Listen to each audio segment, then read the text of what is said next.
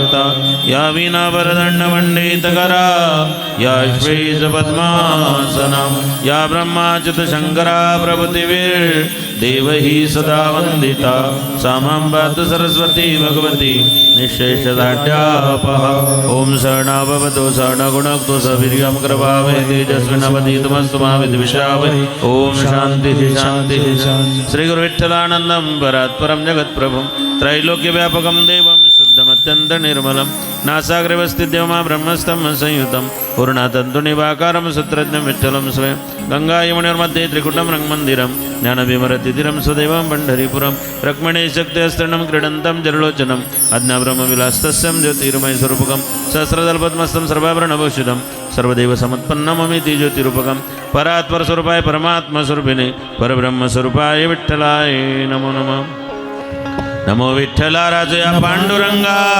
नमो रुक्मिणी माऊली ज्ञानगंगा नमो पुंडलिक नमो चंद्रभागा नमस्कार माझा रुक्मिणी पांडुरंग पंढरीनाथ भगवान माऊली ज्ञानेश्वर महाराज आदिशक्ती मुक्ताबाई जगद्गुरु तुकाराम महाराज सद्गुरु निवृत्तीनाथ महाराज सद्गुरु जोग महाराज श्यावर रामचंद्र भगवान पवनपुत्र हनुमान उमापति महादेव बोलो रे भाई सब संतन की मातुलेश्वर भगवान की जय छत्रपति शिवाजी महाराज धर्मवीर संभाजी महाराज की जय करारविंदेन पदारविंद मुखारविंदे विनवेशयन्तं वटस्य पत्रस्य पुटे शयानं बालमुकुन्द मनसा स्मरामि भज व्रजेकमण्डनं समस्तपापमण्डलं सभक्तचित्तरञ्जनं सदैव पेच्छगुच्छमस्तकं सुनादवेणुमस्तकं नङ्गरङ्गसागरं नमामि कृष्णनादरं नमामि कृष्णनादरं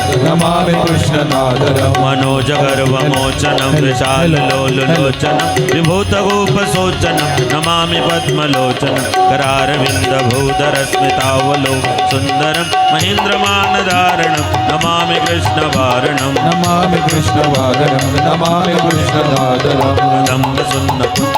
सुचारगण्डमण्डलं प्रजाङ्गणेकवल्लभं नमामि कृष्णदुर्लभं शोदया समोदया सगोपया सगुन्दया तं सुकेकदायकं नमामि गोपनायकं नमामि गोपनायकं नमामि गोपनायकं श्रीकृष्ण गोविन्द हरे मुरारी हे नाथ नारायण वासुदेव श्रीकृष्ण गोविन्द हरे मुरारी हे नाथ नारायण वासुदेव हे नाथ नारायण वासुदेव हे नाथ नारायण वासुदेव हे नाथ नारायण वासुदेव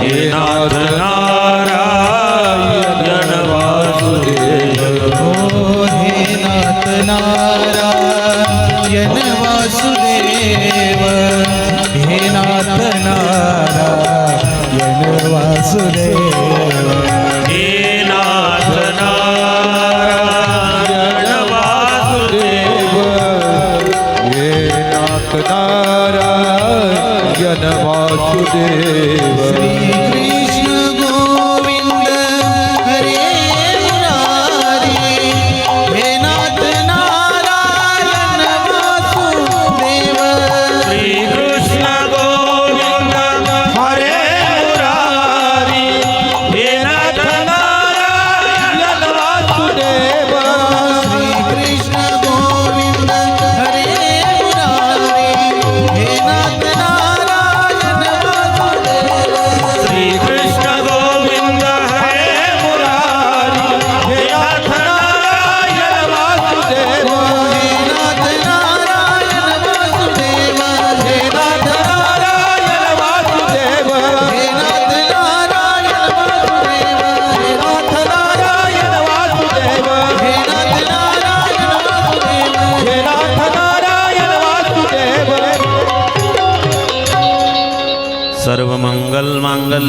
सर्वार्थसाधके शरण्ये त्र्यंबके गौरी नारायणि नमोस्तुते सच्चिदानंदरूपाय विश्वोत्पत्त्यादिहेतवे तापत्रय विनाशाय श्रीकृष्णाय वयं नमः। जय जय श्री राधारमण जय जय नवल किशोर जय गोपी चित्तचोर प्रभु जय जय माखन चोर। बोल वृंदावन बिहारी लाल की जय, भक्तवत्सल भगवान की जय, जय जय श्री राधे, जय जय जय श्री राधे श्याम। गुरुर्ब्रह्मा गुरुर्विष्णु गुरुर्देवो महेश्वरा गुरु साक्षात् परब्रह्म तस्मै श्री गुरुवे नमः। योऽन्तप्रविश्यमचमिमं प्रसुप्तं सञ्जीवित्यखिलधरशक्तिधरस्वदां अन्नांशस्तचरणश्रवणत्वगादीन् प्राणान् नमो भगवते पुरुषाय तुभ्यं। मुखं करोति वाचालं पङ्गुलङ्घयते गिरिं यत्कृपातमहं वन्दे परमानन्दमाधवम्। श्री गणेशाय नमः श्री सरस्वती नमः श्री माता पिताय नमः श्री गुरुभ्यो नमः। हॅलो हॅलो विको यांचा आवाज वाढवा यांचा गेन मोकळा करा यांचा मॉनिटरचा।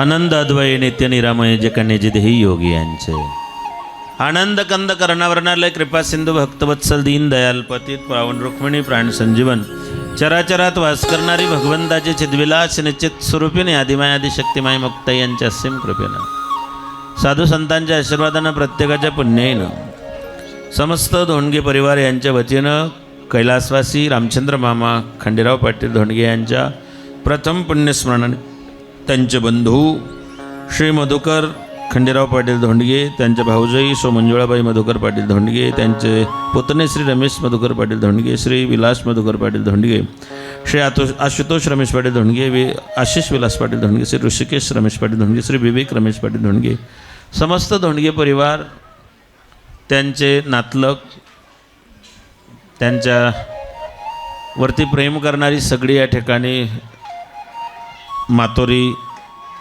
मखमलाबाद मुंगसरा या पंचक्रोशीतील सगळी या ठिकाणी उपस्थित मंडळी या पुण्यात्म्यांच्या प्रथम पुण्यस्मरणानिमित्ताने आयुष्यभर ज्यांनी जी काही पुण्याई केली त्या पुण्याईचा परिपाक म्हणून भगवान परमात्म्याचं अगम्य अद्भुत आध्यात्मिक चरित्र आपण रसपान करीत आहोत। अकालनीय अवर्णनीय अवर्चनीय अद्भुत अविनाशी असणाऱ्या भगवान परमात्म्याचं पवित्र चिंतन आपण श्रवण करीत आहोत। मातुलेश्वर भजनी मंडळाच्या असणारं मार्गदर्शन बाहेरगावून येणारी भरपूर या ठिकाणी मंडळी नुकतंच आमदार साहेब हिरामणजी खोसकर यांनी या कार्यक्रमाला नुकतीच भेट दिली। वरती येऊन त्यांनी भेट घेतली की महाराज नंदुरबारला दौरा आहे त्याच्यामुळे मला जावं लागतं ना तुम्ही कथेत बसलो असतो। आत्ताच त्यांनी सदिच्छा भेट दिली। विश्वगुरु श्री संत निवृत्तीनाथ महाराज संस्थानचे माजी अध्यक्ष आमचे परममित्र फार कमी वयामध्ये ज्यांनी वारकरी संप्रदायाची खूप मोठी सेवा केली ती असे असणारे श्री हरिभक्तीपरायण निलेशजी गाढवे पाटील यांची उपस्थिती या कार्यक्रमाला आहे। ज्यांचं आमच्यावरती पुत्रवत प्रेम आहे। गेल्या 15 वर्षापासून ज्यांच्याशी आम्ही निगडीत आहोत ते कीर्तनकार नाहीत पण कीर्तनकारांपेक्षा कमी पण नाहीत। एक निष्ठावंत वारकरी म्हणून ज्यांची जिल्ह्याभर ओळख आहे आणि त्यांच्याकडे मी वैयक्तिक 3 वर्ष कथा केल्यात आणि पुन्हा परिसरात कुठेही कार्यक्रम असला की मी काकांकडे नेहमी मुक्कामाला जातो। अशा असणारे आदरणीय आमचं पितृतुल्य व्यक्तिमत्व निष्ठावंत वारकरी राजोडे काकांचे आज या कार्यक्रमाला उपस्थिती आहेत। या सगळे जे काही मान्यवर बाहेरगावून येतात आपल्या सगळ्यांचं मी या व्यासपीठावरतून आणि धोंडगे परिवाराच्या वतीनं आपलं स्वागत करतो। काही ठिकाणी बापाला आवडतं, आईला आवडत नाही, आईवडिलांना आवडतं तर मुलांना आवडत नाही, मुलांना आवडतं तर नातवंडांना आवडत नाही. पण आमच्या काकाच्या घरात सगळ्यांना परमार्थाच्या आवडी. आमचे अक्का असेल, आमचे ज्ञानेश्वर भाऊ असतील,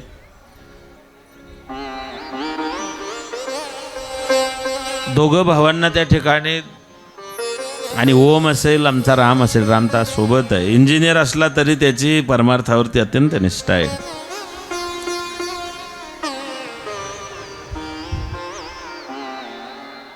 थोडं थोडं पुढे सरका, तुम्ही पण घ्या, थोडं घ्या, थोडंसं तकलीफ आज आणि उद्याचे दिवस, थोडं थोडं सरका घ्या, थोडं थोडं सरका.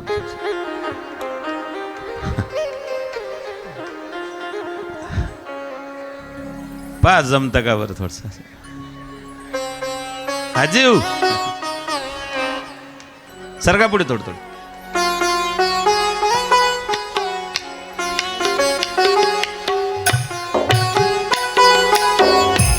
घ्या सरकून थोडं थोडं. लग्न हे वर अडी जास्त आले, पत्रिका खूप वाटलेले आहे ना. आणि लग्न काही सामान्य नाही, जगाच्या बापाचं लग्न आहे.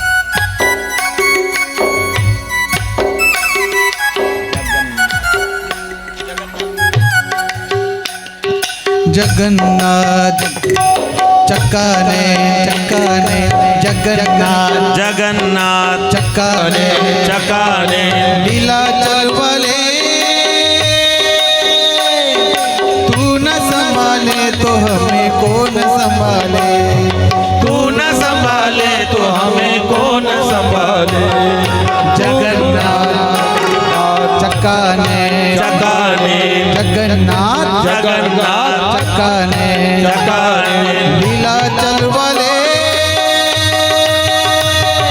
तू न संभाले तो हमें कौन संभाले, तू न संभाले तो हमें कौन संभाले, तू न संभाले तो हमें कौन संभाले, तू न संभाले तो हमें कौन संभाले. जय श्री जगन्नाथ.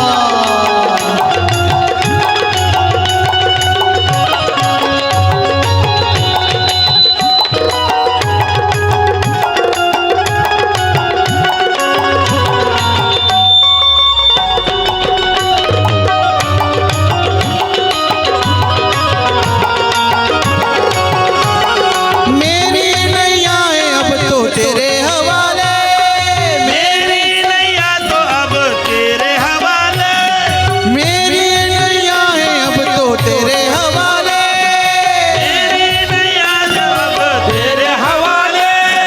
तू न संभाले तो हमें कौन संभाले, तू न संभाले तो हमें कौन संभाले. जगन्नाथ जगन्नाथ चक्काने चकाने जगन्नाथ जगन्नाथ चक्काने चकाने लीला चलवाले तू न संभाले तो हमें कौन हरि बोल. संभाले, तू न संभाले तो हमें कौन संभाले, तू न संभाले तो हमें कौन संभाले.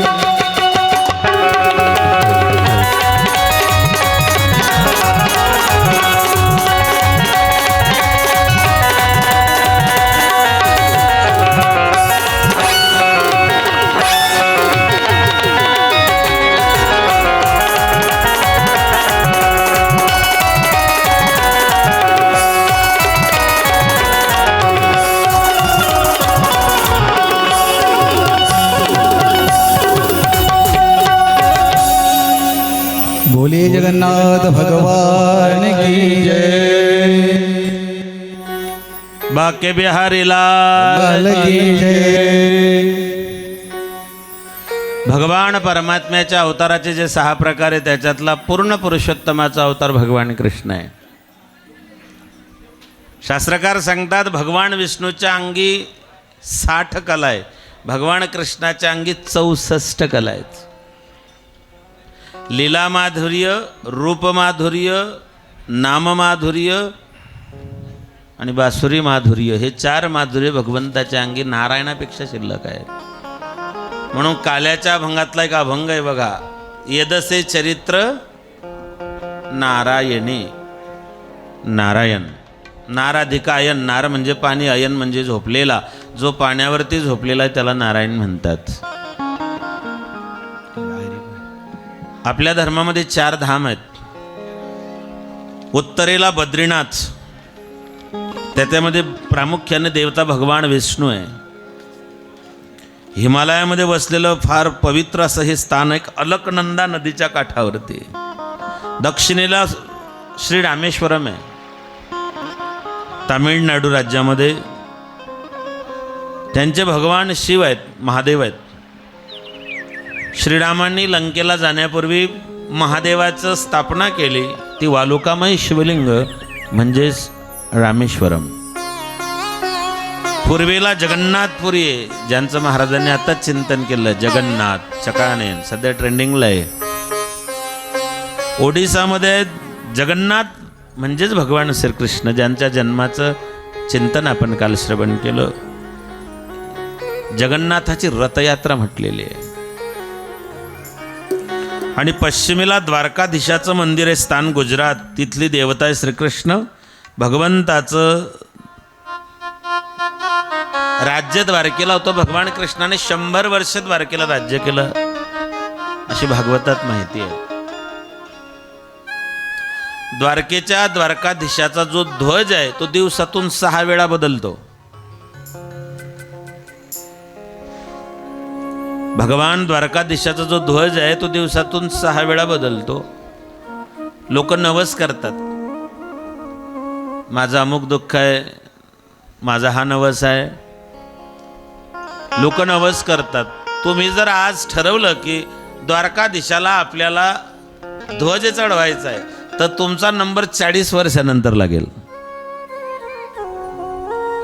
आम्ही द्वारकेला गेलो त्यावेळेस त्या पुजाऱ्यांना विचारलं होतं की पंडित जी, हमारा भी संकल्प है कि भगवान द्वारकाधीश को हम ध्वजा चढ़ाए. बोला महाराज अगले 40 साल के बाद आपका नंबर लेगा. त्याला म्हटलं 40 पर्यंत जगलो तर पाहिजे. इथे तर 50 पूर्ण होते की नाही गॅरंटी नाही. जगन्नाथ, जगतपती, जगन्निवास, जगतबंधू, जगतपिता हे सगळे नावं भगवान श्रीकृष्णाचे आहेत.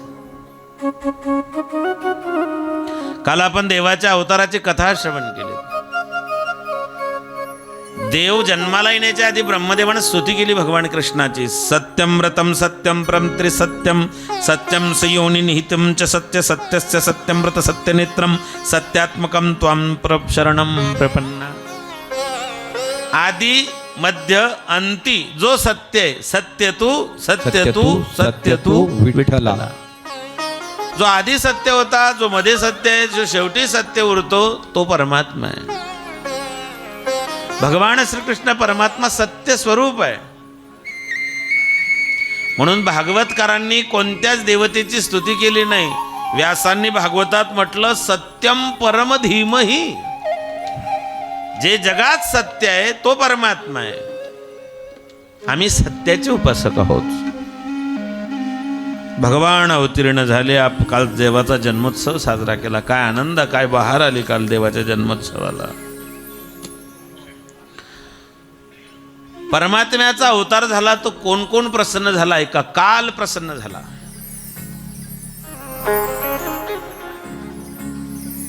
जो काळ सगळ्यांना गिळंकृत करत होता, जगा काळ खाय आम्ही माथा दिला पाय. काही लोकांनी मृत्यूच्या डोक्यावरती, काही लोकांनी मृत्यू थांबवला. काही लोकांनी, निलेश दादा थांबताय ना?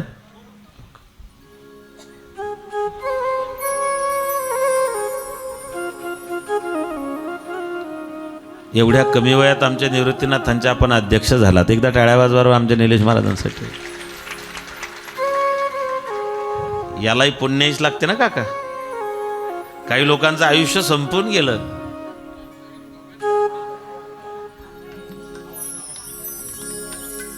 भाग्यानाम बहुजन्मनाम, भाग्यानाम बहुजन्मनाम, जन्मोजन्मी आम्ही बहुपुण्य केले, तेव्हा या विठ्ठले कृपा केली. निवृत्तीनाथांच्या वारीला जायलाही पुण्य लागतं बरोबर. या मंडपात यायलाही पुण्य लागतं. इथे तुम्ही जे कराल ते पुण्याशिवाय होत नाही. झाडू मारला तरी पुण्य, मंडप घातला तरी पुण्य, साऊंड लावला तरी पुण्य, मृदंग वाजवला तरी पुण्य, हरिपाठ म्हटलं तरी पुण्य, कथा केली तरी पुण्य, साथ केली तरी पुण्य, अन्नदान केलं तरी पुण्य, पाणी वाढलं तरी पुण्य, पट्ट्या उचलले तरी पुण्य, एखादी वस्तू चोरून नेली तरी पुण्य. शाबास.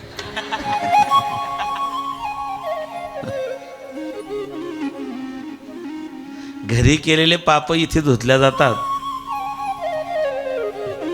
कुठेच धुतल्या जात नाही. अन्नक्षत्र कृतम पाप हे हे तीर्थक्षेत्र आहे. आता 8 दिवसासाठी धोंडगे परिवाराचा हा वाडा तीर्थक्षेत्र बनलेला आहे. नका पाहू कोठे करा हरिकथा तेथे अवचित सापडेल. नाहम वसामी वैकुंठे ना योग्याम हृदय राहो मै भक्त यत्र गायंती तत्र तिष्ठामी नारदहा. माझे भक्त गाती जेते, गाती म्हणजे काही बी गाती नाही बरं. माझी वाणी तुझे वर्णी गुण नाम ऐसे देई प्रेम. सर्व. प्रेम करण्याच्या लायकीचा फक्त परमात्मा आहे. आमचे महाराज म्हणायचे भगवान के सिवा कहीं भी दिल लगाओगे तो अंत में पछताना ही पडेगा. ईश्वरा वाचून कुठेही मन अडकलं तरी शेवटी पश्चातापच पदरी आला. प्रेम करायचं तर देवावर करा, प्रेम करायचं तर देशावर करा, प्रेम करायचं तर धर्मावरती करा. मीराबाईनं देवावर प्रेम केलं. शहीद आजम भगतसिंग यांनी आपल्या देशावरती प्रेम केलं. वयाच्या 22व्या वर्षी भगतसिंग फासावरती जात आहेत. माय रडते. भगतसिंगांना आईच्या डोळ्यामध्ये अश्रू पाहिले. भगतसिंग बोलायला लागले. भगतसिंग म्हणतायत ओ माई मेरे क्या फिक्र तुझे क्यों आंख से दरिया बहता है. तो कहती थी मेरा चांद है तू और चांद हमेशा रहता.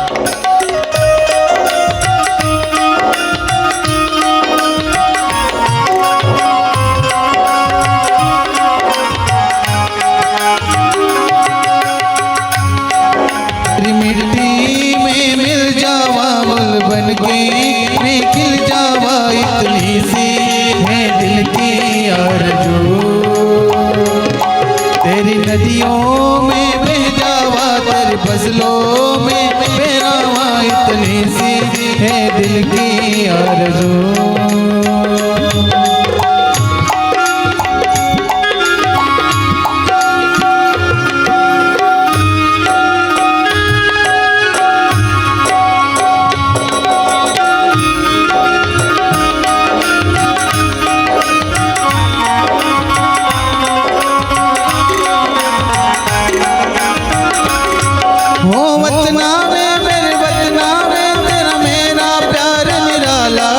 कुर्बान हुआ तेरी अज़मत पे मैं कितना नसीबों वाला था.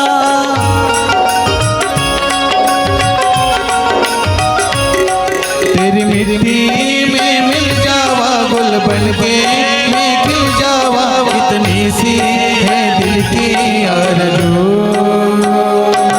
तेरी नदियों में बह जावा तेरी फसलों में लहरावा इतनी सी है मेरी आरज़ू.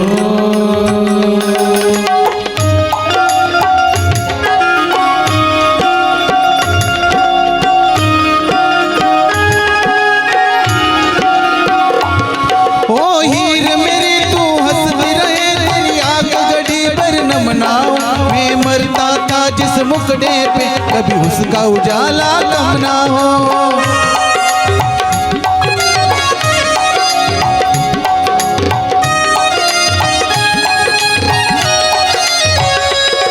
ओ माई मेरी क्या फिक्र तुझे क्यों आंख से दरिया बहता है. तू कहती थी तेरा चांद हूँ और चांद हमेशा रहता है. तेरी मिट्टी में मिल जावा गुल बन के मैं खिल जावा इतनी सी है दिल की आरज़ू. वैसों में बह जावा तेरी नदियों में बह जावा इतनी सी है आरज़ू.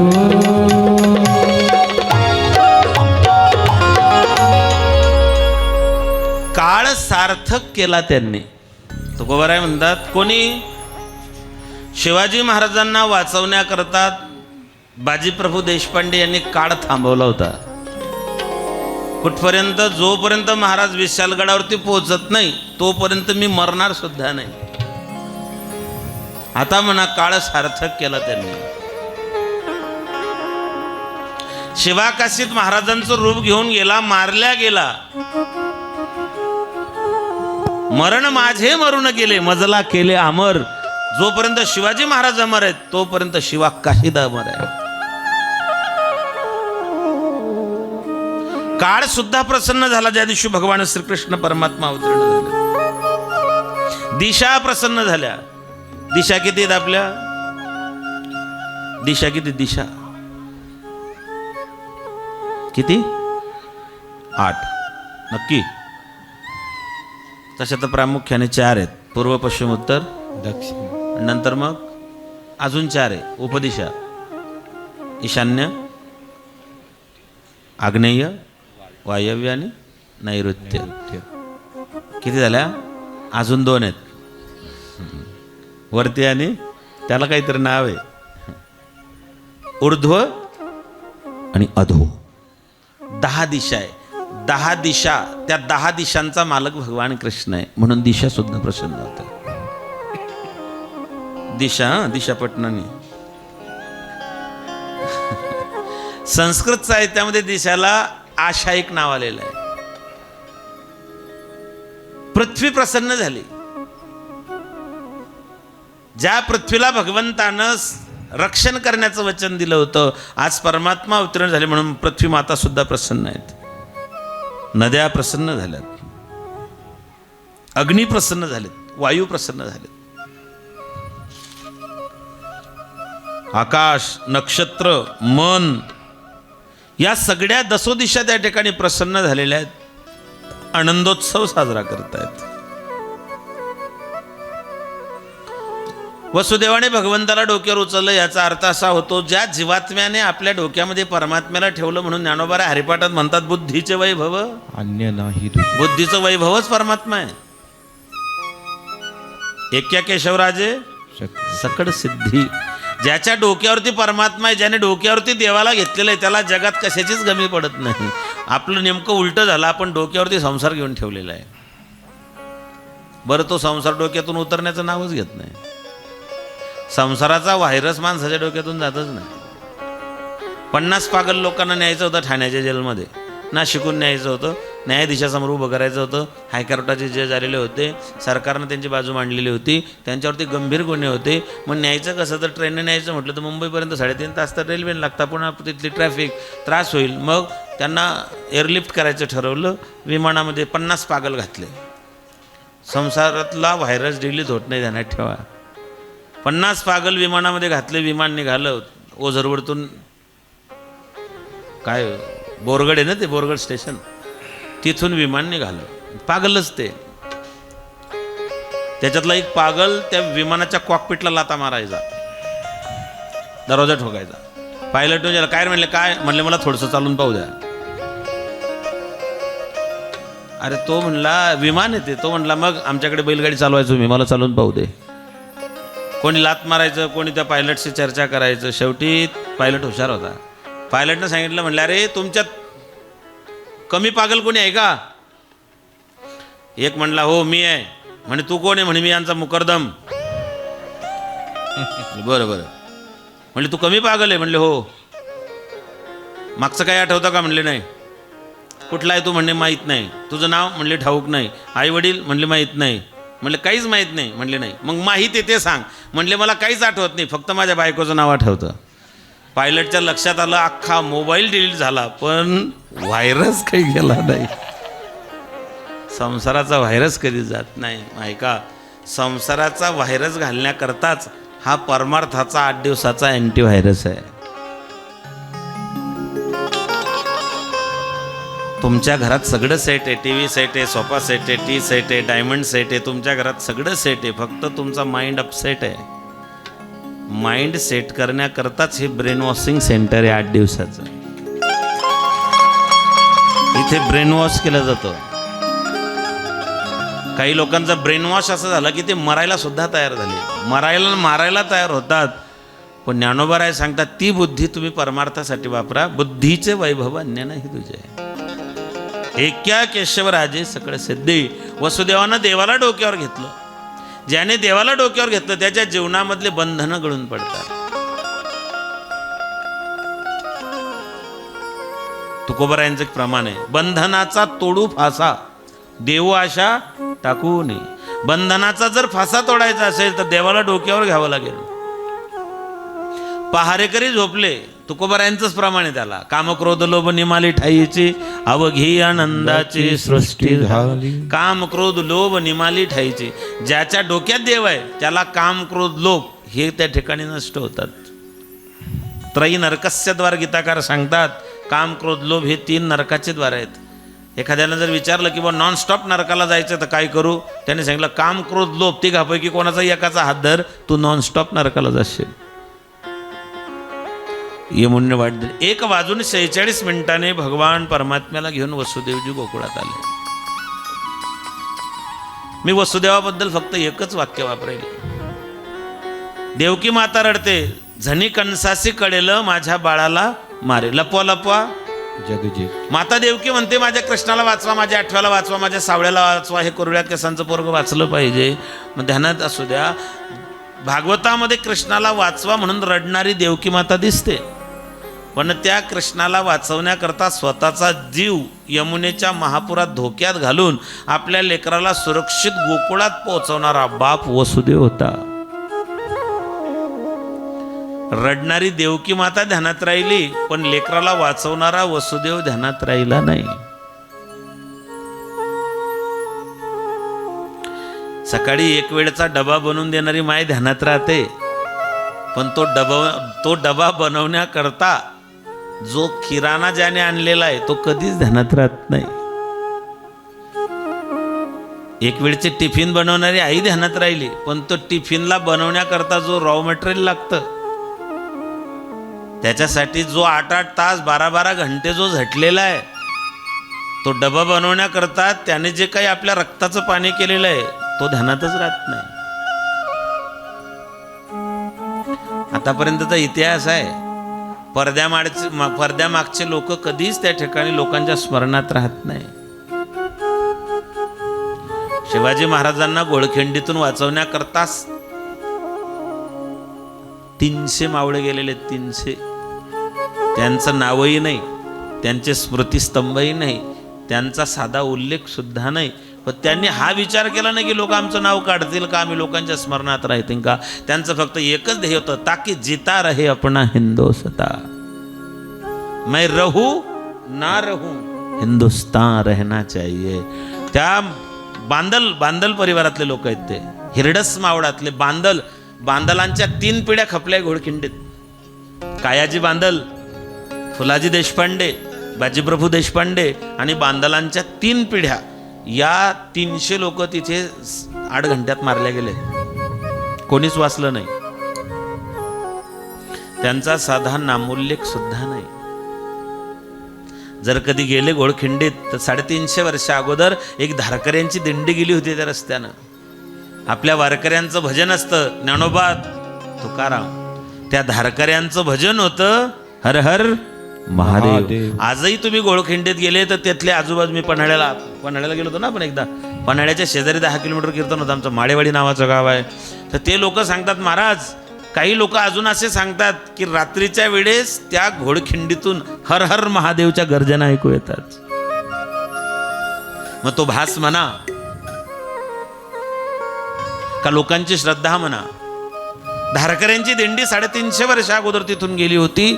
त्या धारकऱ्यांच्या खांद्यावरती स्वराज्याची जोखीम होती, महाराष्ट्राचा राजा त्यांच्या खांद्यावरती होता.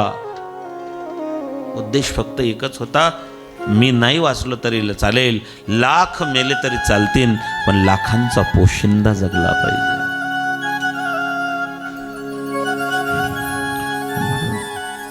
आई ध्यानात राहिली, वसुदेव ध्यानात नाही राहिले. गोकुळामध्ये गेले. डोंगरोजी महाराज म्हणतात 1:46 झाले होते.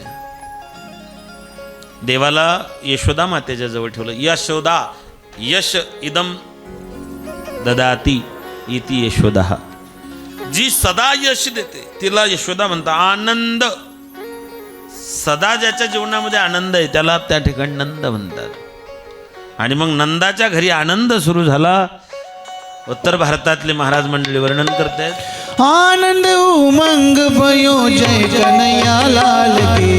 आनंद उमंग भयो जय कन्हैया लाल की. आनंद उमंग भयो जय कन्हैया लाल की. आनंद उमंग भयो जय कन्हैया लाल की. जय कन्हैया लाल की. जय कन्हैया लाल की. जय कन्हैया लाल की. जय हो बाल गोपाल की. जय कन्हैया लाल की. जय गोमाला लाल की. जय हो नंदलाल की. जय यशोदा लाल की. आनंद उमंग भयो जय कन्हैया लाल की. आनंद उमंग भयो जय यशोदा लाल की. जय हो.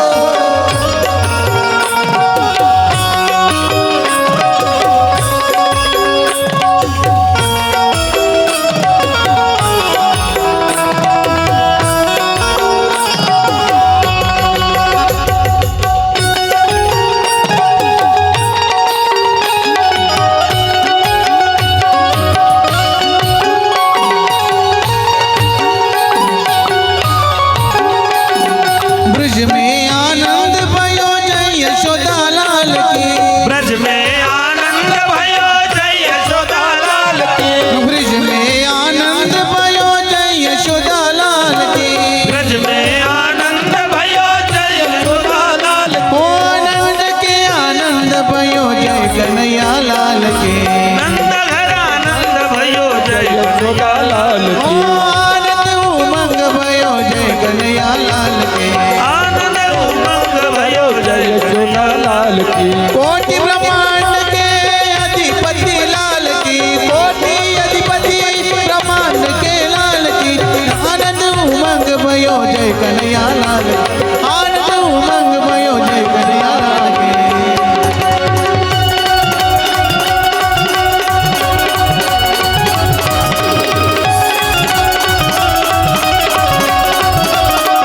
हे जी रे.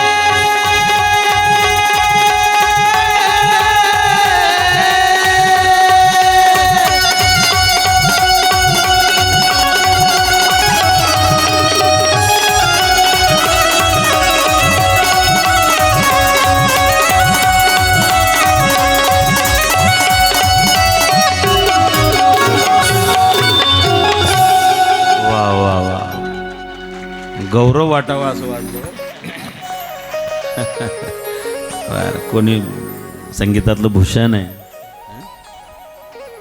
कोणी पवन सारखं चंचल आहे ना. सीतापती रामबे बसले वरती. वा. ब्रज में आनंद भयो. काय शब्द आहे? नंद घर.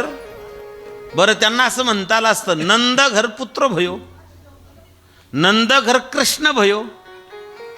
त्यांनी कृष्णही म्हटलं नाही, पुत्रही म्हटलं नाही, आनंद म्हटलं. त्याचं कारण आहे तैतरीय उपनिषदामध्ये भगवंताचं स्वरूप आनंदमय आहे. परमात्मा कसा आहे? आनंद स्वरूप आहे, आनंदमय, आनंद घन आहे. म्हणून आनंदाचे डोही, म्हणून नंदघर आनंद झाला, पुत्र नाही झाला. आपल्या घरात पुत्र जन्माला येतो, आपल्या घरात बाळ जन्माला येतं. नंदाच्या घरी आनंद जन्माला आला. तुम्ही नंद व्हा, तुम्ही यशोदा व्हा, बाळकृष्ण तुमच्या घरी जन्माला येते. आनंदी आनंद आहे. वसुदेवानं भगवंताला डोक्यावर घेतून तिथे सोडलं, तिथून योगमायेला घेऊन गेले. योगमाया. आतापर्यंत देवानं जे जे अवतार घेतले त्या प्रत्येक अवतारामध्ये योगमायेची भूमिका फार महत्वाची आहे. मग ते द्वापारयुग असो, ते त्रेतायुग असो, ते त्रेतायुग असो, की ते कलियुग असो. ती द्वापारयुगामध्ये कृष्णाची बहीण म्हणून येते, तर ते कलियुगामध्ये भगवान ज्ञानोबारायांची, निवृत्तीनाथ दादांची धाकटी बहीण बनून मुक्ताबाई बनून येते. द्वापारयुगामध्ये कंस तिचे पाय धरून तिला दगडावरती आपटतो, तिची वीज कडाडते, आकाशात निघून जाते. आणि ती 17 मे 1297 या दिवशी वैशाख वद्य वैशाख वद्य दशमी दुपारी 1:10 आमच्या मुक्ताई नगरला ती वीज कडाडून आकाशात निघून जाते. द्वापार युगामध्ये ते कृष्णाची बहीण बनून आली, कलियुगामध्ये निवृत्तीनाथ दादांची लहान बहीण बनून आली. निवृत्ती दादा कोण? सदाशिवाचा तार आणि भगवान ज्ञानोबराय कोण? महाविष्णूचे अवतार. भगवान ज्ञानोबराय भगवान श्रीकृष्णाचे अवतार आहेत, भगवान कृष्णाचे अवतार आहेत. आणि ज्ञानोबरायांचे आधुनिक युगातले अवतार स्वामी विवेकानंद आहेत. माझी गुरुमाऊली म्हणायची, स्वामी विवेकानंद म्हणजे आधुनिक भारताचे ज्ञानोबराय.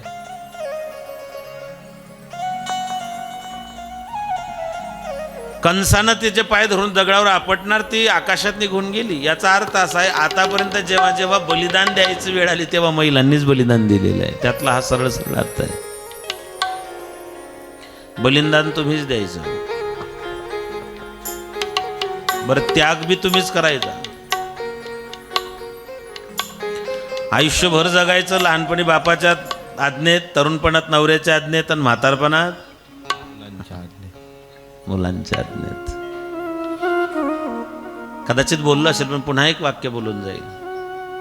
जे बापाचं आहे त्याच्यावर भावाचा अधिकार असतो आणि जे नवऱ्याचं आहे त्याच्यावर लेकाचा अधिकार असतो. तुमचं असं काहीच नसतं इथे. तुम्हाला माहिती आहे इथे माझं काहीच अस्तित्व नाही, तरी तुम्ही आयुष्यभर त्या कुटुंबासाठी झिजत असतात. फुलं एका ठिकाणी म्हणतात, साप म्हणूनही धाकला, नवरा म्हणूनही आपला. एका व्यंगकारानं तर असं म्हटलेलं आहे, नवरा म्हणजे उशाचा साप. मी नाही बोललो बरं. ते व्यंगकाराने टीका करताना म्हटलेलं आहे की नवरा म्हणजे उशाचा साप आहे. 40 वर्ष व्यवस्थित संसार झाला, 40 वर्ष व्यवस्थित स्वयंपाक झाला, एकच दिवशी जर नमक कमी जास्त पडलं तर फुम करून उभा राहतो की. स्वभाव आहे तो. साहित्यिकांनी फार सुंदर उपमा दिलेल्या आहेत. याच्यावरती ऑल ओव्हर मी फक्त इतकंच बोलेल की ही पुरुष प्रधान संस्कृती आहे अजून सुद्धा.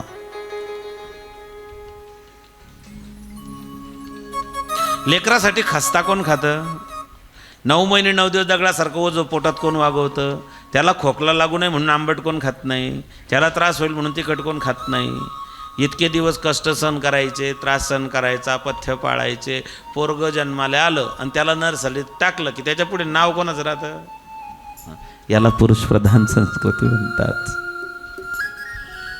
शासनाने आता तो JR काढला की पुढे आईचं नाव लावायचं. आता आईचं नाव लावणं कंपल्सरी झालं. लावत नाही ना?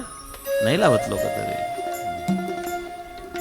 4-5 लोकांनी नाव पण आपला विषय नेतो त्याच्यामुळे मी सोडतो. मला फक्त देवकी माता सांगायची होती, बाप वसुदेव सांगायचा होता. सगळीकडे आनंदी आनंद झालेला आहे. वसुदेवजी मथुरेमध्ये गेलेत, पहारेकरी पुन्हा उठलेत. म्हणजे देव सोडून जो पुन्हा मायेत पडतो, पुन्हा त्या ठिकाणी ती माया माणसाच्या मागे लागते. मग त्याने तिला मारलं, कंस धावत आला, तिला संपवलं. तुझ लागी वधी उपजला मजा आधी. म्हणले मला काय मारतो बाबा? तुला मारणारा तुझा वैरी, रिपू, दुश्मन, शत्रू काय असेल त्याला नावं जन्माला लिहिलं आहे. मग कंसाने तातडीची बैठक बोलवली. चानूर, मुष्टिक, वक्रदन, शिशुपाल, शाल्व, विदुरक, फाउंड्रिक, द्विविध हे दैत्यांचे नाव आहेत. हे पटपटपट सगळेजण त्या ठिकाणी संघटित झाले. या जगाचा एक सगळ्यात मोठा वाईट गुण कोणता आहे कलियुगामध्ये? कलियुगामध्ये दुर्जन लोक फार लवकर संघटित होतात, सज्जन लवकर संघटित होत नाही. चांगले लोक कधीच संघटित होत नाही. वाईट लोक पटकन एकत्रित येतात. दारुड्यांची एवढी युनिटी असते महाराज. जर एखाद्याकडे पैसे नसले तर काळजी करायची नाही. एवढा आठवडाभर तू पाच,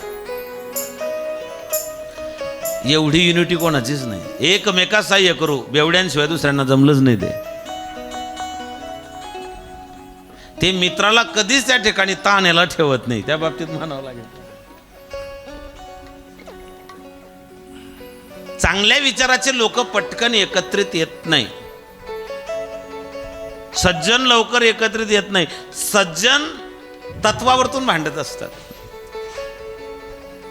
आपल्या धर्मात संप्रदायच इतके आहेत. सगळे सज्जनच आहे, सगळे देवाचेच मार्ग सांगतात, सगळी उपासना परमात्म्याचीच आहे, सगळे मार्ग देवाकडेच जातात, पण तत्व जमत नाही. दुर्गादेवीच्या आरतीमध्ये एक वाक्य आलेले सुरुवातीलाच, साही विवाद करता पडलो प्रवाही. साही म्हणजे कोण? 6 जण. 6 जण कोण? 6 शास्त्र. 6 शास्त्र अजूनही भांडतायत. 6 शास्त्रांचं एकमेकाशी जमत नाही, विसंगती आहे सज्जन मार्ग, पण एकत्रित येत नाही. दुर्जन फार लवकर संघटित होतात, सज्जन संघटित होत नाही. या जगातला सगळ्यात मोठा वाईट गुण हा कलियुगाचा. हे सगळे जमा झाले कंसाचे मित्र. सगळ्यांनी सांगितलं मारून टाका त्याला, मारून टाका, मारून टाका, मारून टाका. अरे पण मारायला जाईन कोण? त्याला मारणं इतकं सोपं नाहीये. यांना त्याची जाणीव होती. मग त्या मंत्रिमंडळात एक महिला आरक्षित सीट होतं. तुमचं आरक्षण खूप जुनं आहे, एस टीमध्ये आता भेटलं तुम्हाला. आधी फक्त 2-3 सीटं होती तुमची एस टीमध्ये महिलांसाठी राखीव. काहीतरी 15-16 नंबरचं सीट असायचं एस टीमध्ये. आता एस टीला बसून भरपूर दिवस झाले. काय लिहिलं असायचं? महिलांसाठी राखीव. अजून एस टीमध्ये एक वाक्य लिहिलं असायचं, आमदारांसाठी राखीव. आमदार खरंच एस टीत जाते का? अपंगांसाठी राखीव. आणि एस टीमध्ये लिहिलेलं असायचं, उलटी झाल्यास कंडक्टरकडे थैली मागून घेणे. कंडक्टरला उलटी व्हायची पण थैली सापडत नव्हती.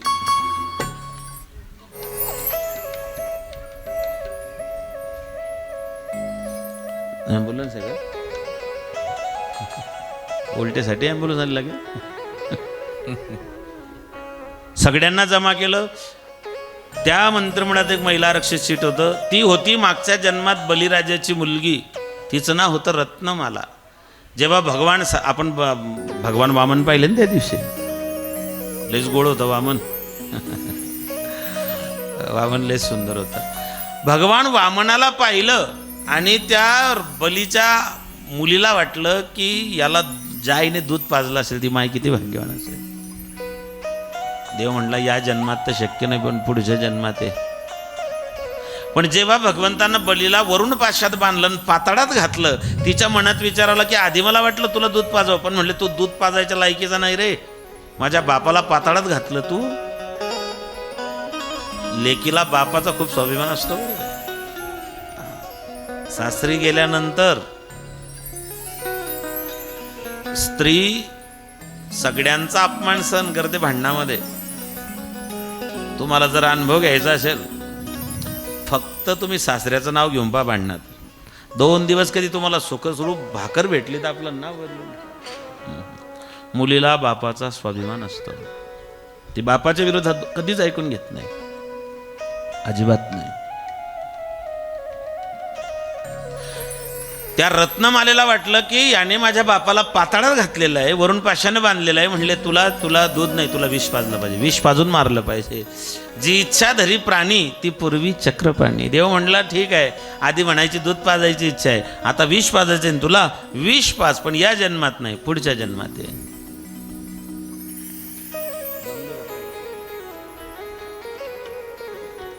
पुतना येते. मध्ये एक रस्ता बारीक सोडून द्या फक्त. इकडं आहेच रस्ता, इकडून कॅमेऱ्याच्या इकडून आहेच एक रस्ता सोडलेला, तेवढाच एक रस्ता बारीक करून द्या. पुतना येते. 26 वर्षात मी कथा करतोय, पण आजपर्यंत पुतण्याला पात्र करायला 2-3 वेळा तयार झाले 26 वर्षात. पण आज ज्यांनी पात्र घेतलं ते म्हणे महाराज धोंडगे परिवारासाठी हे पात्र कोणीच करत नाही, पण मी करायला तयार झालेलो आहे. मध्ये रस्ता सोडून द्या.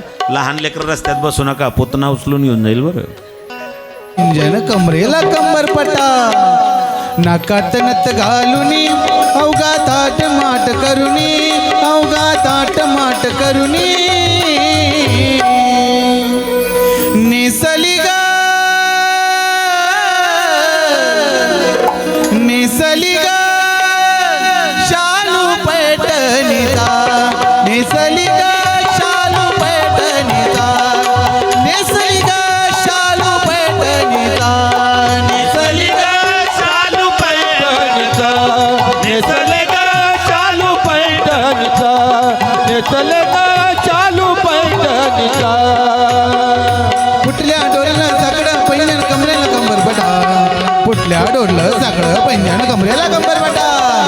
नाकात नथ घालुनी अवघा दाट माट करुनी अवघा दाट माट करुनी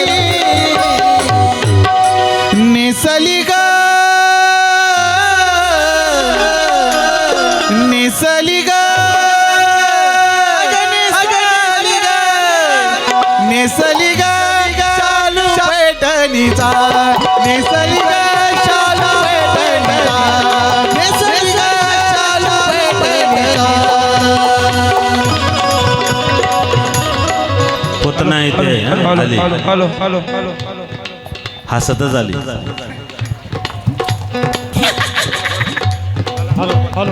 हेलो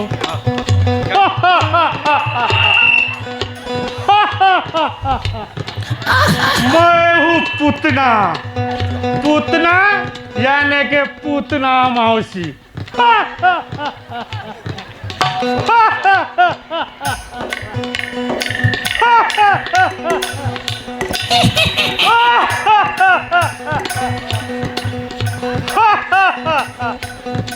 मैं हूँ पुतना पुतना यानी कि पुतना मौसी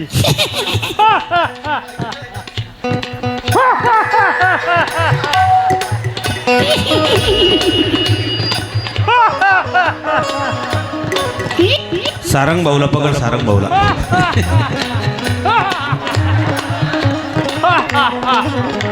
जब बच्चा 50 दूर रोता है तो माँ कहती है सो जा नहीं तो पुतना मौसी आ जाएगी पुतणीच्या अंगात का गब्बर सिंग आला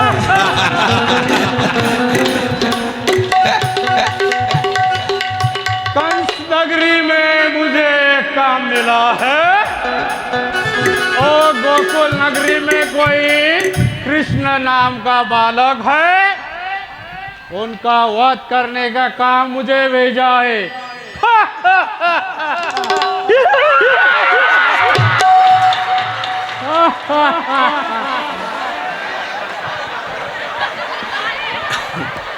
मेरा नाम है पूतना पूतना पूतना यानी कि पूतना मौसी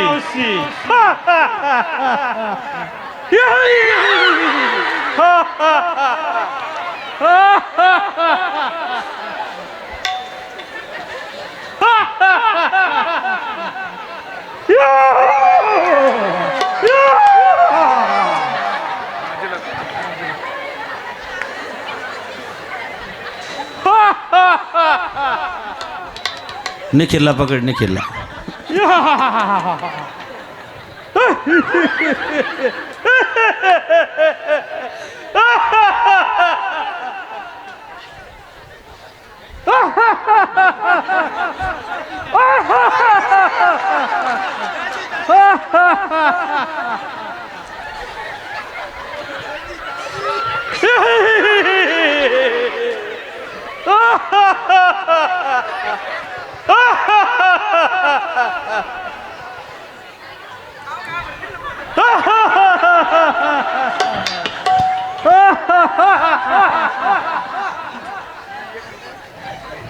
पुतना है हम हाँ पूतना है हम है पूतना मेरा नाम है पूतना पूतना मौसी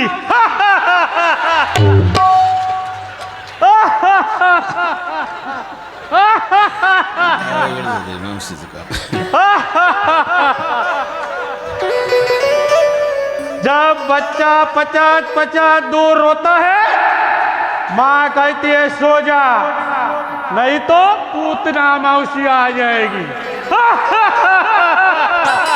कितने आदमी थे सरकार जय और वीरू नहीं सुदामा और कृष्णा एकदा टाळ्या वाजवर मावशीसाठी मी पुन्हा रिपीट करेल की जवळजवळ एक सिल्वर जुबली झाली कथांची 2001 पासून ते 26 वर्ष झालेत या 26 वर्षात 500च्या वरती भागवताच्या कथा झाल्या पण मोजून 3-4 वेळा पुतणेचं पात्र कोणी केलेलं आहे एवढे पात्र मी पाहिले पण एवढी भयानक पुतना मी पहिल्यांदा दचकलो पुतना धन्यवाद धन्यवाद महाराज धन्यवाद। सरकार ने हमारे हमला इनाम रखा मालूम पूरे 50,000। लेकिन अभी अभी मेरा होद होने वाला है, बाल कृष्ण गोपाल के हाथ में मुझे मोक्ष मिलने वाला है। इसलिए मैं श्री कृष्ण भगवान का आदर पूर्वक सम्मान करता हूँ।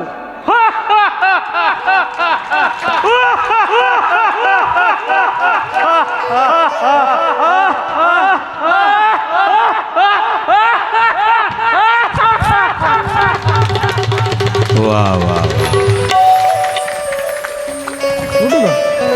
तुमचं एखादी लेकरू द्यायचंय का? कृष्ण म्हणून द्यायचंय का एखादी लेकरू?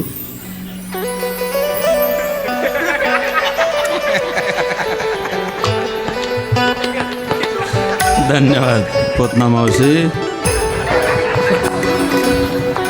वा वा,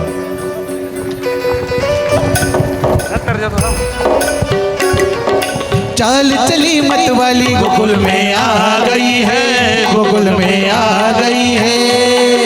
लगा के गजरा पहन के साड़ी, लगा के गजरा पहन के साड़ी, चाल चली मतवाली गोकुल में आ गई है, गोकुल में आ गई है, गोकुल में आ गई है।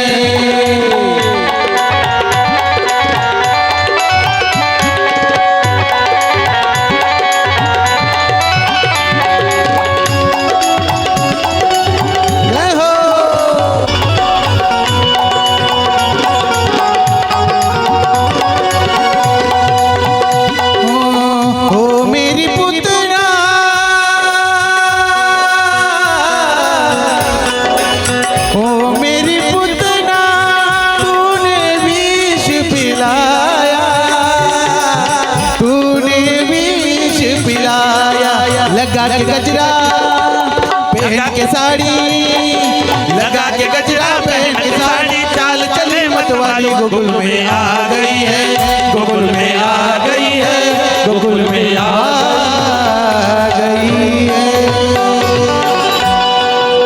वाह वाह, पुतना पुत अधिक ना, मराठी शब्दकोशात असा अर्थ येतो याचा।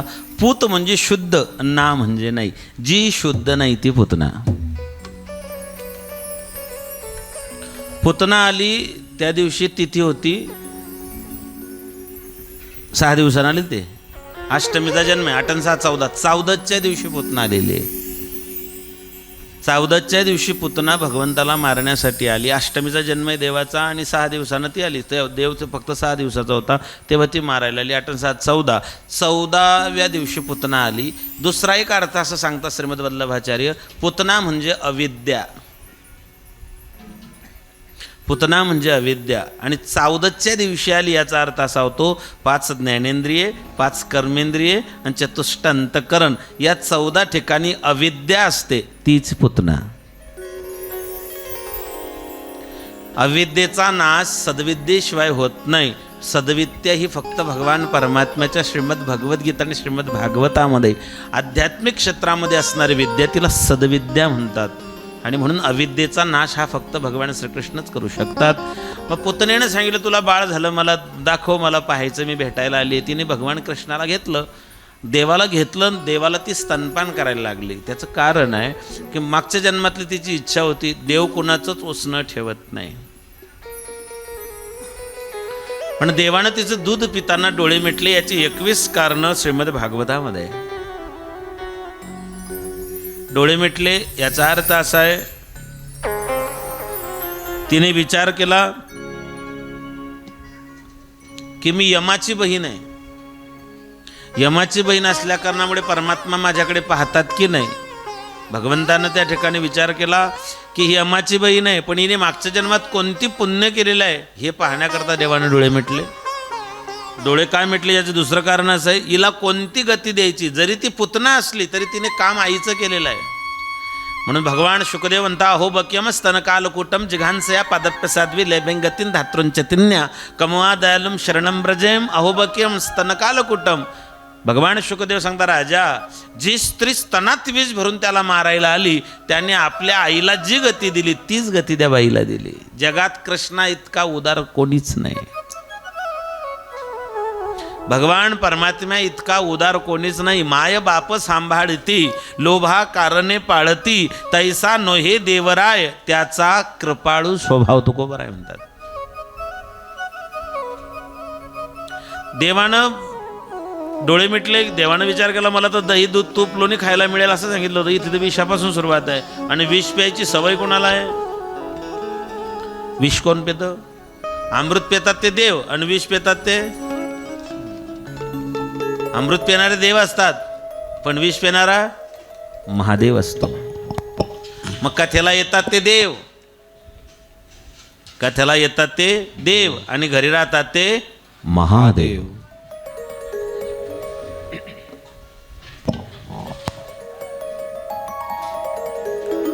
असे 21 कारण आहेत. शेवटी स्वाभाविक आहे, लहान लेकरू एखाद्या अनोळखी माणसाकडे जर तुम्ही तुमचं लेकरू दिलं तर लेकरू घाबरतं, डोळे मिटून घेतं. अजून एक कारण असं सांगितलं त्यांनी की कडू औषध पिताना लेकरू डोळे मिटते की नाही. लेकराला जर औषध पाजायचं म्हटलं तर लेकरू डोळे मिटून घेतं. मग हे जे औषध होतं तर जगातलं सगळ्यात भयानक औषध होतं, म्हणून देवाने डोळे मिटले. देवाच्या डोळ्यात चंद्र सूर्याचा वास आहे म्हणून डोळे मिटले. शेवटी देवाने तिचं दूध पिऊन टाकलं, विष पिऊन टाकलं, तिचे पंचप्राण ओढले. आणि संस्कृतमध्ये भागवतकार सांगतात, मुंच मुंच, तिने 2 वेळा मुंच मुंच म्हटलेलं आहे. म्हणजे सोड सोड. या 2 वेळा का? इह लोकातूनही सोड आणि परलोकातूनही सोड, मला मुक्ती दे, मला मुक्त कर. पुतण्याचं पात्र घेणारे मला आधी विचारत होते, महाराज मागचा जन्म रत्नमालेचा, मग पुढचा जन्म कोणता? म्हटलं पुढे जन्मालाच आली नाही. ते ज्याला देवाचा स्पर्श झाला, एक ध्यानात ठेवा, देवाने ज्याला हातचा धरला तो त्याचाही उद्धार झाला, आणि देवाला ज्याने हातानं मारलं त्याचाही उद्धार झाला. रावण किती दुराचारी असला तरी रावणाला भगवंतानं मारलं, रावणाला मुक्ती मिळाली. कंस किती दुराचारी असला तरी भगवंतानं कंस मारला, म्हणून त्याला मुक्ती मिळाली. वैरियासी दिदली मोक्ष सिद्धी, कपटिया दिदली महानिधी, सेवकाच्या ढुंगानं मिळे चिंधी, चाळकासी त्रैलोक्य भावेवंदी. हा स्वभाव आहे त्याचा.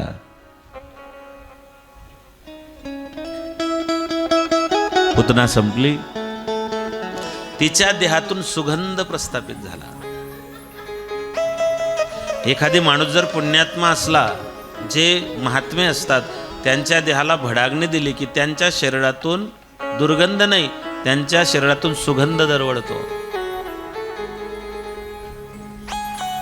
त्यांच्या शरीराची दुर्गंधी येत नाही,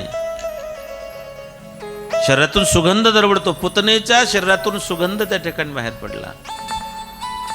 यशोदा माता धावत आली, कृष्णाला उचललं, त्याच्या आलायबला घेतले, गाईच्या पोटाखालून काढलं, गाईचं पुच्छ त्याच्या अंगावरून फिरवलं, गोमूत्रानं कृष्णाला स्नान घातलं. आणि श्रीमद भागवताच्या 5व्या दशमस्कंदाच्या 5व्या अध्यायामध्ये बालरक्षा स्तोत्र नावाचं स्तोत्र आलेलं आहे.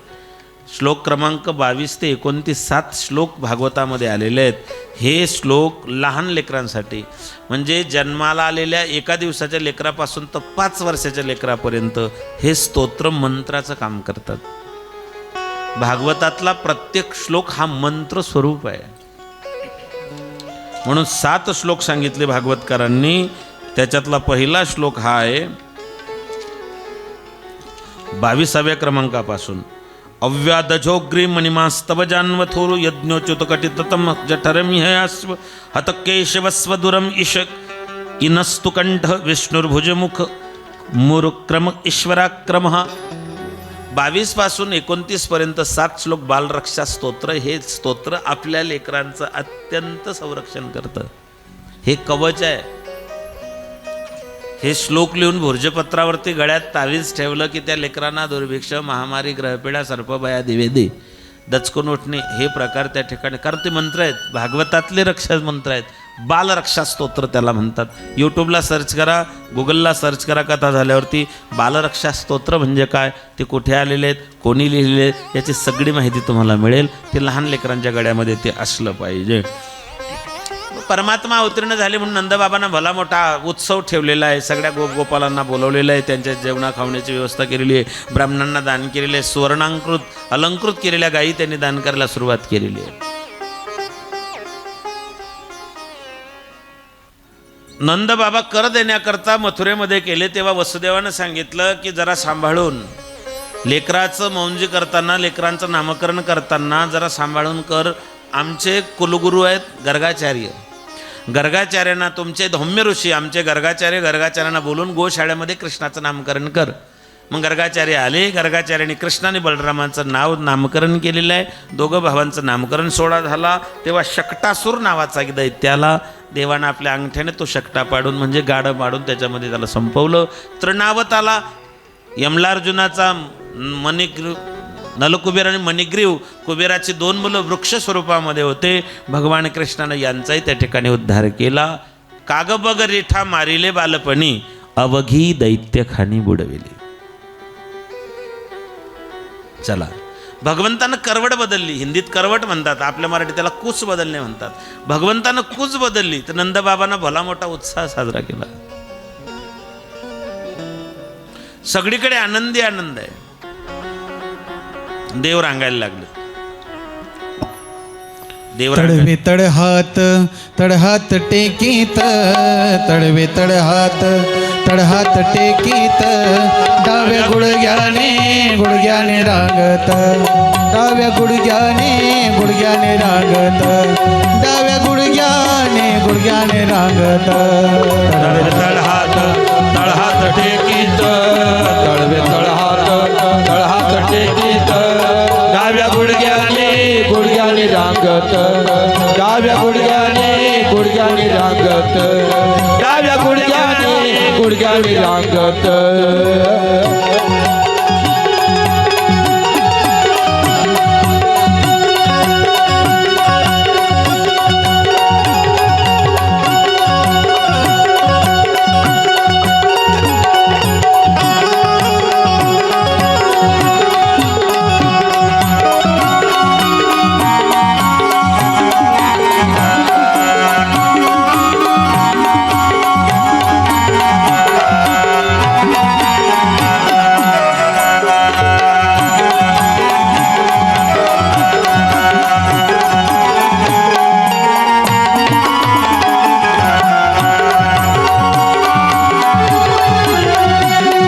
रंगनी रंगनाथ देखिला सये, रंगानी रंगनाथ तुम्ही देखिला सये, हो रंगनी रंगनाथ तुम्ही देखिला सये, रंगानी रंगनाथ तुम्ही देखिला सये. गौरन जशवंती वैरांगे, गौरन जशवंती वैरांगे, डाव्या गुडघ्याने रांगत, तडवे तळहात टेकीत, तडवे तळहात टेकीत, डाव्या गुडघ्याने रांगत, डाव्या गुडघ्याने रांगत, डाव्या गुडघ्याने रांगत. देव रांगायला लागले. रांगायला काय म्हणतात इकडे नाशिक जिल्ह्यात? रांगणेचे ना शुद्ध मराठी तुमचे. इकडे बागलांपासून एक वेगळंच नाव आहे त्याला, मालेगावपासून वेगळंच म्हणतात. पोरग गुडघ्यावर चालायला लागलं की त्याला म्हणतात हंबा आंबा. बाबा लहानपणी आई लेकराला फार गोड सांगते पाण्यात टाकून, डिगडिगी बाला स्वयंपाक झालो, जेवण झालो, डिगडिगी बाला. एका बाईनं तर पोऱ्याला पाण्यात टाकलं आणि झोका देऊन गाणं म्हणतो, दिल्लीची केली किल्ली, सुरतचा केला भाला, दादा माझा दारू प्याला, अख्ख्या मातोरी धिंगाणा केला. देव रांगायला लागले. रांगता रांगता चालायला लागले. कंसाने पुतना मारली म्हणून भौमासूर नावाचा दैत्य पाठवला. त्याला ज्योतिषाचं रूप दिलं. तिथीवार नक्षत्राचे 10वे उद्याची एकादशी. मी आलो रायाचा जोशी हो ऐका दादांनो, मी आलो रायाचा जोशी हो ऐका दादांनो, मी आलो रायाचा जोशी हो ऐका दादांनो, मी आलो रायाचा जोशी हो ऐका दादांनो, हो ऐका दादांनो, हो ऐका दादांनो, हो ऐका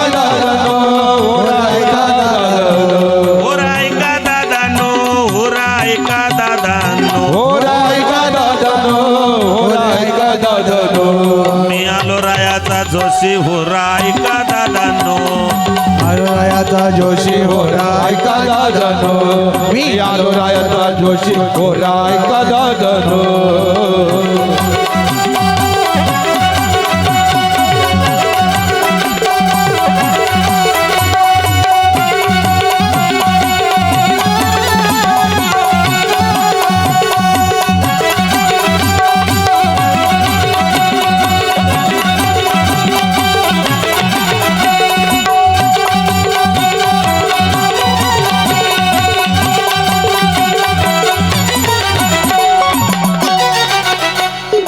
के काय दादा दुरीला माझा देश सगुण सांगावे आलो कलियुग असं.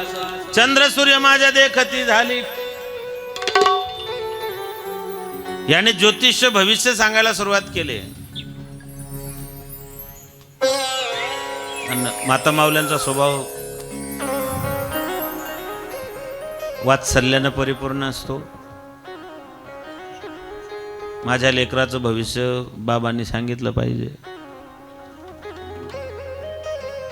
तुकोबारायांचा एक अभंग आहे. आमचे वारकरी प्रत्येक वेळेस सप्ताहाच्या सुरुवातीला तो अभंग म्हणतात. तुकोबारायांनी 350 वर्ष अगोदर किती शुद्धतेचा परमार्थ सांगितला ऐका. नाम विठोबाचे घ्यावे, पुढे पाऊल टाकावे. पुढचा शब्द काय? हाची मुहूर्त शगुन हृदयी विठोबाचे ध्यान. ऐसा पाहिजे हा योग, लाभावीन काय मग. तुका म्हणे हरीच्या दासा, आणि शुभ काळ दाही दिशा. काय म्हणतात? नाम विठोबाचे घ्यावे, पुढे हाची मुहूर्त, हाच मुहूर्त हाच शगुन आहे. देवाचं नाव घेऊन पाऊल टाकणे हाच मुहूर्त हाच शगुन आहे. आजपर्यंत भविष्य कुणालाच कळालं नाही.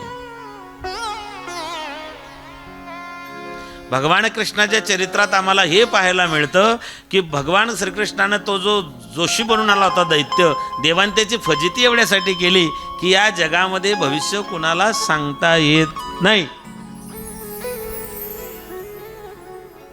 भविष्य माणूस फक्त 2च कारणांमुळे पाहतो. एक तर भीतीपोटी पाहतो, एक तर स्वार्थापोटी पाहतो.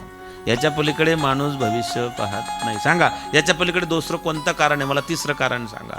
एक तर भीतीपोटी भविष्य पाहतो माणूस, आणि एक तर स्वार्थापोटी.